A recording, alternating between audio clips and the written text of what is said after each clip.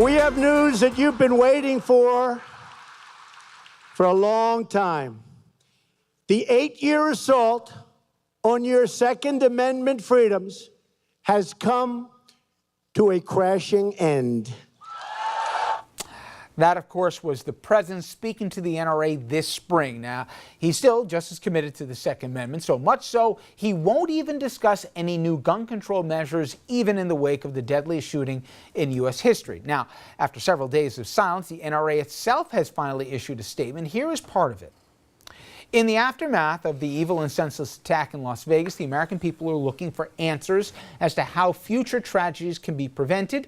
Unfortunately, the first response from some politicians has been to call for more gun control, banning guns from law-abiding Americans based on the criminal act of a madman.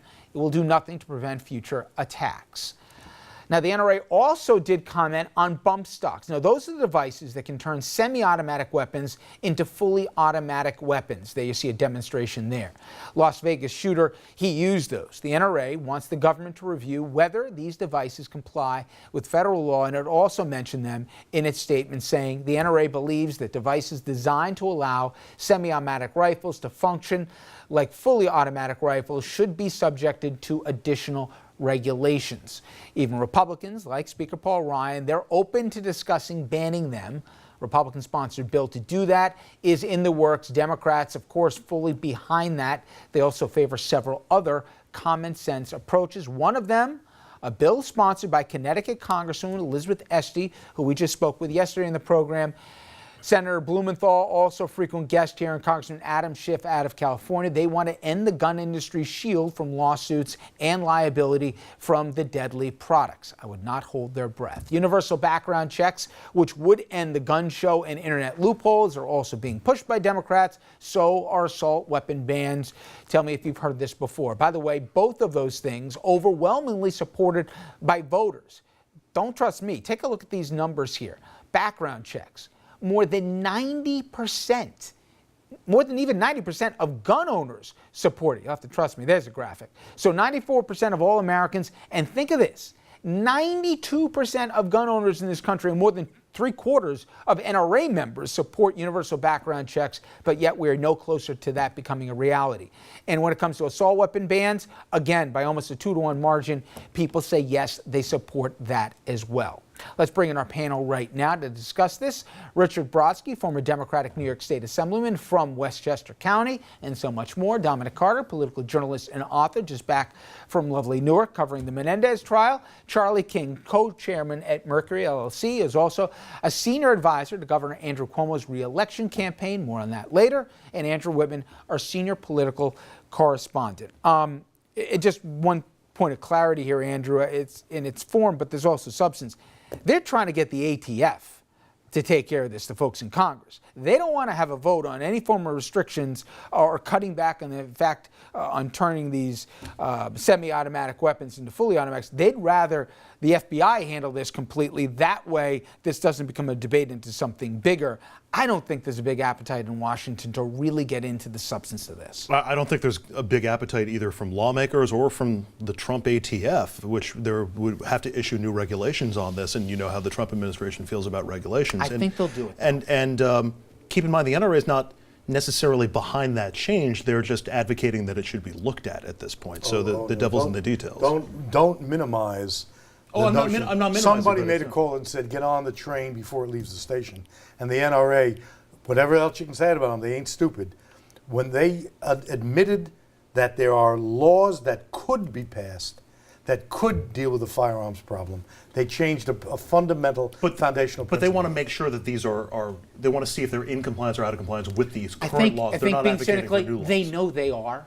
So this way they can say it's not the laws that are the problem, there's a compliance issue. But Charlie, I've gone around this thing, we all have, so many times you can almost close your eyes, whether it was after Virginia Tech, whether after Orlando, whether it's in Las Vegas, and so many other datelines in between. And I'll talk with the Brady Center next segment about why they have optimism.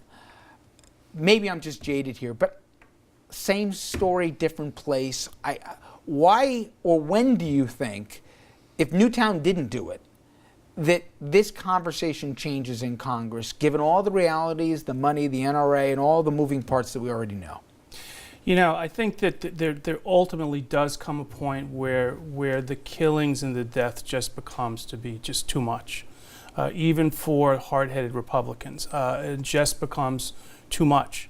And I think we're the tipping point. Admit it. Wouldn't you have said that after Newtown? Wouldn't you have said something was going to change then? You know, no, not then. I mean, there's some people that are just so hard. I mean, you said that you saw the percentages right then and there. It's 90% is there. But, I mean, you wouldn't have thought that Trump would have gotten elected. You know, that's some things. But even with where we are right now, I think, and I don't know if this is the exact point, but we've got the NRA actually finally saying on something that would seem as a no-brainer, like these bump stock positions, that we have to do something about it. So I do think there's a little bit of a sea change going on right now, a little bit of a kernel of something that's happening. Changed public opinion and moved it from 50-50, 60-40 to 90-10. It's not surprising that the political process has taken a couple of years to absorb that, and that this becomes an intolerable political position if the Democrats were to force legislative votes. I'll give the counter to that, Dominic, and that is, before Las Vegas, there was a bill that was slated to come up for a vote in Congress to make silencers, okay, easier to get. Now, we live in a country where literally cop-killing bullets, armor-piercing bullets are legal to purchase in places in this country. It's legal to buy body armor. It's illegal, forget all the guns that we're talking about that you can own here. But actually, they were going to make it easier for silencers. And as a point of reference, I want to show you about a certain person. It's a little clip from a commercial that he put out. This was last year, right before the election. Tell me if you recognize the guy, and listen to the messaging on making silencers more available and using children's safety, trust me with the logic on this, as being part of it. It's about safety. It's about hearing protection. It's a health issue, frankly, for me. Getting little kids into the game, it greatly reduces recoil. He's talking about if you put silencers on guns and have little kids go to the range, it's terrific. It's a safety issue because you don't want to hurt their ears here. So let's get more silencers out there. The only point of silencers is people can't detect when somebody's shooting here. It's just like putting muzzle flashes on the assault weapons so they can't see where the gunfire is coming from. This is a bizarre conversation we're having, but that was the reality before the shootings in Vegas. Usually, you're my resident cynic here. Am I right to say, tonight, is this the same thing, different time? I pray that I'm wrong, Richard, but I agree with you 1,000%. It's the same old story at the expense of American lives. Unfortunately, it's not going to change. The NRA is too powerful politically, and it's all about the money at the end of the day. See, I disagree with you about this. I don't disagree that there's a perception that they're all powerful. I don't think it's about the money. I think it's about the fear of getting primary. Right. Because if you look at the contributions, yeah, they're giving 10 grand here and there, but it's not enough to make or break somebody. To me, if 78% of the NRA says, yeah, we want universal background checks, how much of a loser is it if you're a lawmaker who supports that? Well, Richard, I meant money funneled into primary races against sitting incumbents. Why did the NRA take the position that it took today, which is different? It was an easy one, Richard. Thank you. It's called political posturing. They don't mean a line of that sentence. But doesn't that change the political dynamic? But I just want to go. No, I think that they're feeling the pressure a little bit, and next week they'll go back to their original position. But Richard, did I hear Mr. Trump correctly talking about children and guns? Did he use the word recoil? Yeah. Because recoil, you're talking about recoil is when you fire a weapon, the kickback. And you're discussing that as it relates to children? Again, Richard, you're using too much common sense. You know, you talked about an idea, and I heard a little bit of actually this morning. I think it was more than Joe was talking about this. To me, if you can find a way to make it economic, you always made the point that, seatbelts, smoking were uncool things. Were cool things at a certain point not to wear one or to keep doing it. Through PSAs, drunk driving, a better example maybe, it became uncool. To me, this is a financial thing. If you can figure out financially, I think the best way is you don't immunize the gun industry, but that will take an act of God here to take that one back. However, if you compelled insurance, was your point we were talking this morning, that if you had to get insurance when you got a gun, The insurance industry cares about the bottom line. They're not going to give insurance to somebody they know to be reckless if it's going to come back on them. Like in everything else, it would mitigate risk. Yeah, it was a thought that hit me in the shower this morning that if you, like a car, you require people to have insurance when they buy a gun and show that proof of insurance when they're buying a gun or buying ammunition, and that insurance would then be used to cover, death or personal injury or property damage or even police investigative costs in at-fault cases. And based on your background, if you've ever had a gun stolen, if you've had a criminal background, if little things that have popped up in your past that would then increase the premiums for you.